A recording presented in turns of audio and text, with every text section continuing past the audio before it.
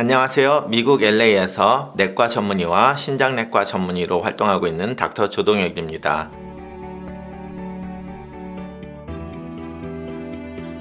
오늘은 많은 시청자분들이 질문하는 것 중에 하나의 이야기인데요. 어떻게 하면 콩팥이 망가지는 것을 방지하나요? 또는 어떻게 하면 투석을 안 할까요? 라는 질문에 대해서 리뷰를 해보겠습니다. 시청자분들께서 댓글로 흔히 다는 질문 중에 가장 큰 것 중에 하나가 콩팥이 어떻게 하면 망가지지 않을 수 있을까? 아니면 투석을 면할 수 있는가 하는데요. 이런 질문을 하시는 분들이 다방면의 상황이 있을 거라고 봅니다. 그래서 그런 분들한테 일일이 이렇게 하면 콩팥이 좋아질 수 있습니다 라고 말하는 것은 절대 불가능하죠. 그 이유가 다르고 상황이 다르기 때문에. 그래서 오늘은 전반적인 리뷰를 하면서 그리고 각자의 상황에 어느 정도 분류를 한 다음에 제가 한번 말씀을 드리려고 합니다. 콩팥이 망가지는 것을 어떻게 방지하냐는 그런 질문을 하신 분들을 세 가지 유형으로 나누어서 이야기를 해보려 합니다. 자, 첫 번째는 건강한 사람이 주위에 콩팥병 환자분들을 보고 생각하는 자신도 건강하지만 어떻게 하면 콩팥이 망가지는 것을 방지해야 되느냐, 건강한 사람의 질문. 두 번째는 가족력이 있으신 분, 아버지나 어머니, 형제 자매가 콩팥병이 있어서 지금 고생을 하고 있는데 그러면 나도 같은 가족력으로 문제가 생길까봐 콩팥병이 생기거나 망가지는 것을 방지하고 싶으신 분. 세 번째는 벌써 콩팥병이 있으신데 말기가 아니기 때문에 이 콩팥병이 더 나빠져서 투석까지 갈 수 있는 걸 어떻게 방지할까 하는 이렇게 세 가지 분류의 상황에서 질문을 하실 거라고 생각을 합니다. 자, 그래서 첫 번째로 콩팥병이 생기지 않게 하는 그 방법에 대해서 말씀을 드리겠습니다. 다른 문제가 없고 질병이 없다 보니 건강하지만 그래도 주위에 콩팥병이 있으신 분들이 고생을 하니까 자신은 그래도 건강하게 콩팥병 없게 살고 싶다라는 의미에서 질문을 하신 분들일 텐데요. 그러면 건강한 사람에서 가장 흔하게 어떤 질병이 시간이 지나면서 생길까라는 것을 생각해 봐야 됩니다. 그럼 당연 가장 흔한 질병이 고혈압이고요. 그리고 그 고혈압 때문에 콩팥병이 망가지는 확률이 또 꽤 높습니다. 제 환자분 중에서 현재 투석을 하시는 분들 중에서 60세 미만이신 분들은 대부분 혈압이나 당뇨나 신우신염 그리고 자가면역 질환 때문에 투석을 하시는 분들이 대부분인데요. 그 중에서 다른 거는 전혀 문제가 없는데 날벼락같이 콩팥이 망가졌다고 해서 투석을 하신 분들은 대부분 고혈압의 문제였습니다. 그렇기 때문에 이런 분들처럼 자신은 건강하다고 생각했는데 40대 정도에 스트레스를 많이 받으면서 외식을 많이 하고 그러다 보니 비만해지고 그래서 혈압이 올랐는데 자신이 혈압을 재보지 않았기 때문에 혈압이 굉장히 높은 거를 모르고 있다가 콩팥이 망가져서 몸이 붓고 숨이 차서 병원을 방문했더니 콩팥이 망가져서 투석을 해야 된다. 이런 식으로 말씀을 드시는 분들이 꽤 있습니다. 고혈압은 굉장히 흔한 병이기 때문에 당연히 이런 일들이 희귀하게 생기는 일이 아니라 종종 일어나는 상황입니다. 그래서 나는 지금 건강하고 아무 질병도 없고 먹는 약도 없다라는 건강한 사람일지라도 종종 혈압을 재보고 혈압에서 문제가 있으면 병원을 찾으셔서 혈압 관리를 하셔야 됩니다. 고혈압은 뇌출혈이 있어서 쓰러지기 전에는 거의 대부분 증상이 아무것도 없기 때문에 자신이 아무리 건강하다고 해도 다른 일 때문에 병원을 찾아서 혈압기계가 있는 데를 본다면 혈압을 재보셔서 정상인지 확인해 보시는 일을 가끔가다 해보시는 것이 중요합니다. 그리고 이것과 연관된 말인데요. 짜게 먹지 말 것이 그 다음 중요합니다. 조금 전에 말씀드린 제 환자분들이 60세 이하인데 투석을 하시는 분들 중에 고혈압이 많다고 하셨는데 이번 분들이 대부분 하는 말이 자신은 30, 40대 엄청나게 일을 열심히 하고 스트레스를 받으면서 그거를 푸는 게 외식을 하고 친구들과 술을 마시고 뭐 이런 일을 하다가 날벼락처럼 이런 콩팥이 망가지는 걸 들었다라는 경우가 많은데요. 스트레스 받는 것도 당연히 안 좋고 짜게 먹지 말아야 되는 것이 중요합니다. 우리가 많은 다분의 염분을 섭취를 하게 되면 그 염분이 콩팥을 통해서 나와야 되기 때문에 그 나오는 과정에서 콩팥이 더 열심히 일을 해야 되고 그러면 과다한 일을 하면서 콩팥에 무리가 오게 됩니다. 자, 이렇게 염분에 대해서 이야기를 하면 유튜브에서 댓글이 항상 달리는 말이 뭐냐면 소금은 사람에서 반드시 필요한 굉장히 중요한 것이기 때문에 염분이 없으면 사람은 죽는다. 그래서 염분을 충분히 섭취해야 된다라는 말을 하시는 분도 있고, 소금을 많이 먹는 게 좋다라고 말씀을 하시는 분들이 있습니다. 자, 이거는 100% 잘못된 말입니다. 자, 왜냐? 정확한 말을 누군가는 했지만 그것을 오해하셔서 생긴 일입니다. 우리 몸에 나트륨, 소디움 클로라이드가 없으면 사람은 죽습니다. 세상의 모든 생명체, 동물과 식물까지 포함해서 모든 생명체에는 염분이 있어야지만 생존할 수 있습니다. 그것이 생명체에서 가장 중요한 미네랄 중에 하나이고요. 그러다 보니 소금이 중요하다는 말을 하다 보니 그렇게 말을 잘못 오해하신 건데요. 자, 우리 몸에 소금이 없으면 우리 세포들이 생존할 수 없으니까 절대로 살 수가 없습니다. 하지만 현대사회에서 우리는 소금을 너무 많이 섭취하고 있습니다. 저염식을 하시지 않는 사람들은 다 소금을 너무 많이 섭취하고 있다고 생각하시면 99% 맞는다고 생각해도 과언이 아닐 겁니다. 자, 그런데 많은 분들이 나는 음식을 할 때 전혀 소금을 안 쓰니까 나는 무염식이다 라고 생각을 하시는데, 정확하게 말하면 소디움 클로라이드가 하나도 들어오지 않는 식사는 절대 있을 수가 없습니다. 왜냐? 샐러리를 먹어도 샐러리 안에 식물의 생명체에서도 소디움 클로라이드는 존재하기 때문에 거기에서도 소디움 클로라이드가 흡수를 하게 됩니다. 하물며 샐러리나 상추를 먹어도 소디움 클로라이드가 우리 몸에 들어온다는 거죠. 그렇기 때문에 우리가 소금을 절대 먹지 않아도 나트륨이 들어오게 돼 있습니다. 따라서 나트륨이 존재하지 않는 식단은 없고요. 그렇기 때문에 의사들이 말할 때는 소금이 들어있는 음식을 피하라, 아니면 음식에서 소금을 적게 먹으라는 이야기가 되겠습니다. 자, 그리고 건강한 사람들이 콩팥이 망가지는 것을 방지하기 위한 세 번째 중요한 거는 비만이 되지 않게 체중 관리를 해야 됩니다. 비만과 콩팥은 여러 가지로 얽혀 있는데요. 비만이 되게 되면 고혈압도 생길 수 있고, 그 고혈압이 콩팥을 망가뜨릴 수 있습니다. 하지만 비만 자체에서 FSGS라는 콩팥병을 일으킬 수가 있습니다. 그래서 비만 자체가 여러 가지 고혈압과 다른 것들 때문에 콩팥을 망가지는 것 이외에도 추가로 콩팥병이 따로 생길 수 있기 때문에 비만하지 않게 체중 관리 중요합니다. 자, 그리고 얼마 전에 제가 영상을 만들었는데 단백질 섭취에 대해서 이야기를 했죠. 건강한 사람도 너무 심한 단백질 섭취는 콩팥에 무리를 줄 수 있기 때문에 적당한 단백질 섭취가 중요하다라는 것을 말씀드리고 싶습니다. 너무 많은 단백질은 좋지 않다. 자, 그리고 다섯 번째, 앞에 말한 4개 못지않게 중요한 것은 필요 없는 약은 드시지 말라는 겁니다. 자, 지금 여기서 말한 거는 필요 없는 약입니다. 내가 오늘 폐렴이 걸렸다. 그러면 당연히 항생제를 드셔야 되겠죠. 폐렴이 걸리면 항생제를 먹지 않으면 죽을 수도 있기 때문에 우리가 항생제를 먹어야겠죠. 그렇지만 한국 분들 중에서 특히 연세가 드신 분들 중에 많은 경우에 컨디션이 좀 안 좋으면 무조건 항생제 달라고 하시는 분들이 있습니다. 자, 이럴 때는 항생제로 인한 콩팥이나 다른 장기가 망가질 수가 있다는 것을 꼭 생각을 하셔야 됩니다. 자, 그럼 폐렴이 걸렸을 때 항생제 먹는 거는 콩팥이 뭐 괜찮냐? 이렇게 물어보시면 아니요. 폐렴이 걸렸을 때 항생제를 먹어도 콩팥이 나빠질 수 있습니다. 하지만 콩팥이 나빠질 확률보다 우리가 폐렴 때문에 죽을 확률이 훨씬 높으니까 항생제를 주는 거지 심심해서 주는 게 아니잖아요. 그래서 폐렴을 치료를 하지 않으면 환자가 다치기 때문에 항생제가 콩팥을 망가뜨릴 조그만 확률을 무시를 하고 드리는 거예요.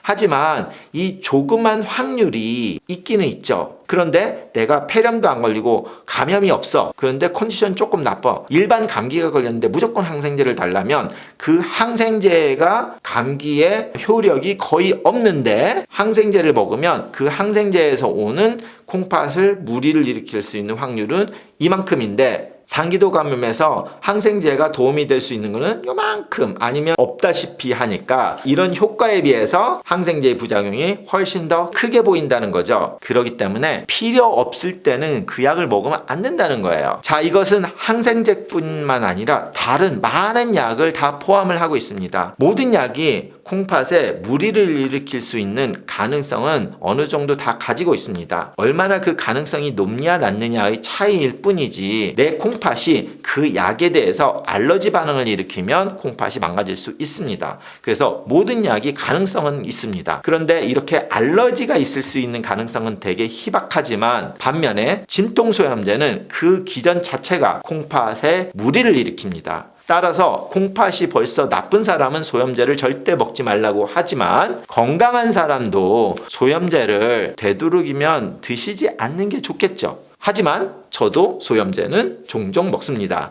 오늘 아침에도 2알 먹었습니다. 왜냐? 오늘 아침에 머리가 너무 아팠거든요. 그러면 머리가 아프고 오늘 지내야 될 건가? 아니면 소염제를 먹을 것인가? 그래서 먹었어요. 아팠으니까 먹었잖아요. 왜냐? 소염제를 2알 먹음으로써 내가 건강한 사람이 콩팥이 망가질 확률은 굉장히 작거든요. 그렇기 때문에 2알 먹는다고 오늘 직장에 가다가 차 사고 날 확률 정도로 있다면 뭐 먹을 수는 있는 거죠. 그렇지만 내가 콩팥이 나쁜 사람이라면 그러면 머리가 아팠어도 아이비프로핀이나 에드빌, 알리브 같은 진통소염제를 드시면 안 됩니다. 건강한 사람에서는 위험 요소가 작기 때문에 그 정도는 감안하고 머리가 아파도 드셔도 되지만 콩팥이 망가져서 3기를 넘어갔고 4기가 됐다. 그러면 진통소염제를 먹었을 때 콩팥이 망가질 확률이 요게 아니라 이만큼으로 확대가 되기 때문에 그러면 그 위험 부담이 너무 크기 때문에 드시지 말라는 거예요. 그런데 실수로 4기 콩팥 부전증 환자가 에드빌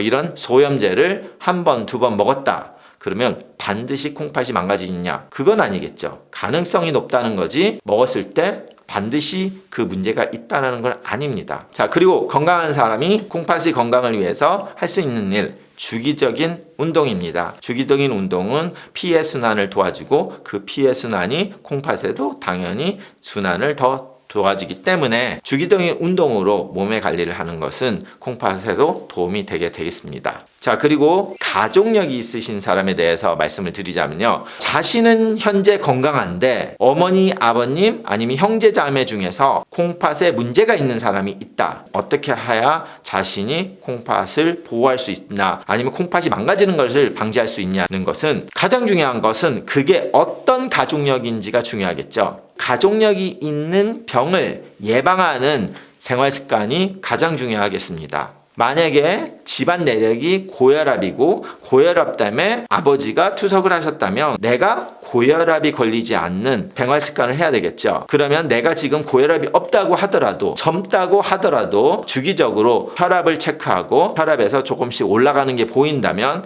병원을 방문해서 고혈압 치료를 하고 아직까지 고혈압은 아니지만 내가 뱃살이 나오고 비만하다 아니면 짜게 먹고 있다. 그러면 살 빼고 짜게 먹지 말고 이렇게 해서 고혈압이 생기지 않게 하는 것이 중요하겠죠. 두 번째, 가족력이 중요시되는 콩팥병 중에 흔한 것이 다낭성 신종입니다. 다낭성 신종을 가지고 있으신 분들은 자신의 아버지가 다낭성 신종 때문에 투석을 40대에 했다면 자신도 다낭성 신장이 있는 유전자를 가졌으면 같은 나이 근처에서 투석을 할 가능성이 높아지기 때문에 그것을 방지하면 40대부터 관리를 하면 안 되겠죠. 아버지가 40대에 콩팥이 망가져서 투석까지 했다면 나는 10대부터 조절을 해야 된다는 얘기입니다. 어느 날 갑자기 투석을 하신 분이 아니기 때문에 특히 다낭성 신종은 낭종들이 점점점 10년, 20년을 두고 커지는 거기 때문에 투석을 한 시점에서 20, 30년 전부터 관리를 해야 돼요.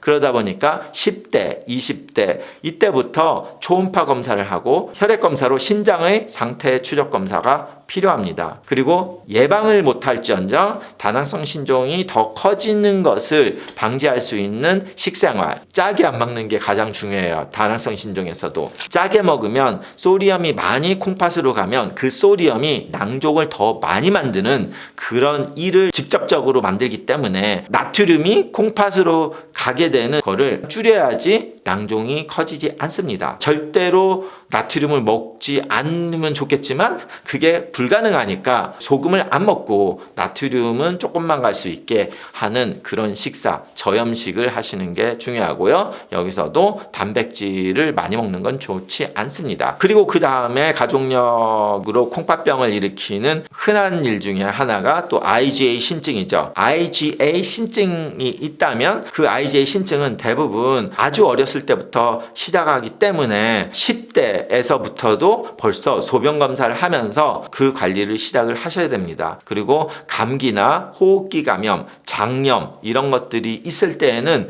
그런 노출 시에 2주에서 3주 후에 소변 검사를 하고 혈액 검사를 해야 될 수도 있습니다. 그리고 특히 이렇게 장염이나 호흡기 감염이 있으면 2주 후에 혈뇨를 보는 경우들이 종종 있는데요. 그렇게 혈뇨를 보게 된다면 반드시 병원을 찾으셔서 소변 검사 정확하게 하고 혈액 검사도 해서 콩팥이 망가지는지 확인을 하고 콩팥이 망가지기 시작하는 것처럼 보인다면 바로 스테로이드 치료나 IgA 신증에 대한 치료를 적극적으로 하면 회복을 할 수도 있는 확률이 높기 때문에 그거는 굉장히 자세히 그렇게 관리를 하셔야 됩니다. 그리고 제가 많이 말하는 당뇨도 유전적인 가족력이 있죠. 그러다 보니까 자신의 부모나 형제자매가 당뇨가 있다면 자신도 당뇨가 걸릴 확률이 높으니까 가끔 혈당 체크를 하거나 혈액 검사를 해서 당뇨가 있는지 검사를 하시는 게 중요하고요. 당뇨가 없다고 하더라도 언젠가 생길 수 있는 확률이 높기 때문에 건강하고 당뇨가 없는 시점에서도 탄수화물은 많이 먹는 것을 피하시고요. 어느 정도 탄수화물 제한을 하고 소식을 하고 주기적인 운동을 하시는 게 좋습니다. 자, 그리고 세 번째, 벌써 콩팥병이 있는 환자분들이 지금 콩팥병이 있는데 어떻게 하면 투석을 하지 않을까요? 아니면 어떻게 하면 콩팥이 더 망가지는 것을 방지할까요? 라는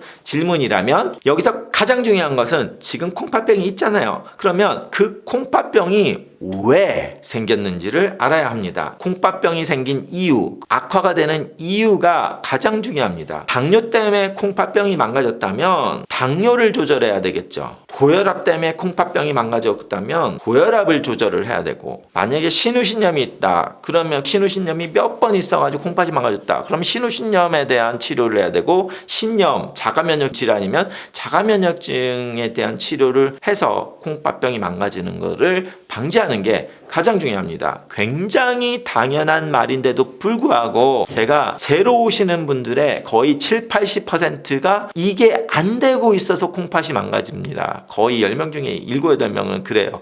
오늘도 새로운 환자 2분이 오셨는데 2분 다 똑같은 말을 하고, 오늘 3분이 두 번째로 오신 분들도 다 그런 거였어요. 그래가지고 두 번째로 오신 분들은 한 분은 돌 때문에 콩팥이 망가진 걸 발견했고, 한 분은 마약 같은 거를 해가지고 콩팥이 망가진 이유를 찾았고, 다른 한 분은 당뇨 때문에 있는 거 확인했었고, 오늘 이 방송을 들으시는 콩팥병 환자분들 중에서 자신이 왜 콩팥이 망가졌는지 모르겠다고 하면 아래 댓글에 좀 남겨주세요. 굉장히 많으신 분들이 자신의 콩팥이 왜 망가졌는지 모릅니다. 그리고 의사가 거기에 대해서 충분히 검사를 하려고 하지도 않은 경우가 굉장히 많아요. 왜냐? 어떤 분은 콩팥 이만큼 망가졌으니까 지금 알아봐도 소용없어요, 뭐 이렇게 말한 분들도 있고, 어떤 분들은 그냥 망가지는 거다. 유일하게 검사를 많이 안 해도 되는 거는 당뇨가 몇십 년 있었는데 그걸로 합병증으로 눈까지 망가진 사람은 당뇨 때문에 콩팥이 망가졌다고 가정을 해도 괜찮다. 너무 높은 확률로 당뇨 때문에 망가지는 거기 때문에 다른 이유를 찾지 않아도 된다라고 하는 게 정석인 거는 맞습니다. 그렇지만 그 이외의 사람들은 왜 망가졌는지를 아셔야 됩니다. 그리고 이렇게 벌써 콩팥이 망가진 분들은 더 망가지는 걸 방지하거나 투석으로 가는 걸 방지하고 싶으시다면 콩팥의 나쁜 약은 절대 피하셔야 됩니다. 특히 소염 진통제는 아이비프로핀, 에드빌이라는 브랜드로 나오고, 나프록센, 알리브라는 브랜드고, 그리고 멜록시캠 아니면 모빅으로 나오는 이런 소염 진통제를 먹게 되면 벌써 콩팥병이 있으신 분은 콩팥이 확 나빠질 가능성이 굉장히 높기 때문에 무슨 일이 있어도 소염 진통제는 피하시는 게 좋습니다. 그리고 모든 항생제는 정말로 필요하지 않으면 그냥 좀 안 좋은 것 같으니까 먹는 게 낫겠다, 이런 식으로는 하지 않으시는 게 좋습니다. 콧물이 조금 질질 나는 것 같아요, 좀 목이 칼칼해요 하면 무조건 항생제를 주시는 분들이 있는데 투석으로 가는 지름길이 될 수도 있습니다, 잘못하면. 그리고 항생제를 주더라도 콩팥에 굉장히 나쁜 항생제가 있고 덜 나쁜 항생제가 있어요. 젠타마이신이라는 항생제, 아미노글리코사이드 계열의 항생제는 콩팥에 굉장히 해를 끼칠 수 있는 약이기 때문에 대부분 안 씁니다. 굉장히 위험한 상황을 불러일으킬 수 있기 때문에 이런 특정 항생제는 꼭 피하시는 게 더 좋습니다. 그렇지만 또 특정한 경우에는 쓸 수밖에 없는 상황이 있을 수도 있고, 그럴 때는 주기적인 피 검사로 콩팥이 망가지는지 확인하고 조금이라도 망가지는 기색이 보인다 그러면 약을 끊고 다른 걸로 대처해야 하는 그런 치료를 해야 됩니다. 그리고 당연히 콩팥이 벌써 망가지신 분은 식단이 굉장히 중요하고요. 벌써 말씀드린 것처럼 저염식 중요하고 단백질을 제한하는 게 좋습니다. 그렇지만 너무 많은 단백질을 제한하다 보면 거기에 대한 또 다른 문제를 생기니까 제가 지난번에 만들어 놓은 영상처럼 어느 정도는 하지만 너무 많은 단백질은 드시지 않는 게 좋다. 그리고 저인식, 인이 쌓이기 시작하고 그 인이 쌓이면 혈관이 망가지고 그러면 콩팥도 더 빨리 망가지고 이러기 때문에 그런 식단이 중요하고요. 그리고 만성 콩팥병 질환에 대한 적극적인 치료를 하는 것들이 다 콩팥을 더 빨리 망가지는 것을 방지하는 치료를 많이 하기 때문에 3기 이상의 콩팥병이 있으신 분들은 신장내과 전문의를 봐서 악화되는 것을 지연하는 치료를 하셔야 됩니다. 안타깝게도 많은 분들이 투석 직전에 콩팥내과 전문의로 오다 보니 그런 분들은 더 빨리 돌아가시고 더 많이 아프고 그런다는 통계는 벌써 제가 여러 번 보여드렸었죠. 다른 영상에. 자, 식단에 대해서 말씀을 드릴 때 가장 많은 분들이 오해를 하는 게 저칼륨 식단입니다. 자, 투석 환자들한테는 저칼륨 식단을 하지 않아서 칼륨이 높아서 응급실에 가고 죽을 수도 있는 경우들이 많이 있다 보니 이게 굉장히 부풀려졌는데, 이거는 투석하는 환자분들이나 거의 투석 직전의 환자분들 중에서 칼륨이 높은 사람들에 한해서만입니다. 투석을 하더라도 칼륨에 문제가 없는 사람들은 저칼륨 식사를 할 필요는 없습니다. 그렇기 때문에 투석을 하시는 분은 벌써 투석센터에서 칼륨 많은 거 드시지 마세요라고 벌써 말씀드리고 있어요. 그런 말이 없다면 자신은 칼륨 문제가 없는 사람이에요. 그렇기 때문에 저칼륨 식단을 굳이 하실 필요는 없습니다. 그리고 3기, 4기 초반이라고 하면 대부분 그런 분들은 칼륨에 문제가 없습니다. 그래서 저칼륨 식단을 하실 필요는 없습니다. 물론 3기라고 해도 칼륨에 문제가 있는 분들이 간혹 있기 때문에 그런 분들은 하셔야겠지만 그거는 거의 예외적인 상황이고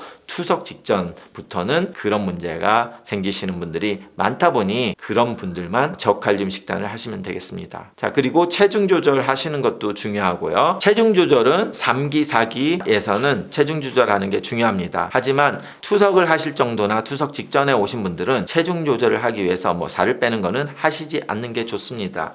왜냐면 그때 가서는 우리가 영양 상태가 굉장히 안 좋게 되기 때문에 영양 상태가 안 좋아진 상태에서 환자가 체중 조절을 하겠다고 해가지고 그나마도 필요한 영양분을 먹어야 되는 상황인데 콩팥병 때문에 제한이 많이 되고 있는 상황에서 체중 조절까지 하겠다고 하다 보면 오히려 잃는 게 많지 득은 별로 없을 수 있다라는 것입니다. 그래서 투석 직전의 환자분들은 체중 조절이 그렇게 중요하지 않고 오히려 투석하시는 분들 중에서는 비만한 사람이 더 오래 살았다라는 통계가 나오는 것은 이런 이유들 때문입니다. 영양실조가 되고 있는 상태에서 영양실조로 인해서 체중이 확 빠진 사람들은 별로 안 좋거든요. 그런데 일부러 투석하시는 분이 체중 조절을 하기 위해서 하는 건 좀 문제가 있을 수 있으니까 그거는 상황에 따라서. 하지만 3기 안에 있으신 분들은 대부분 체중 조절을 하시는 게 좋습니다. 자, 오늘은 길지만 콩팥병이 더 악화되는 것을 어떻게 하면 막을 수 있나요? 투석을 어떻게 하면 피할 수 있나요? 라는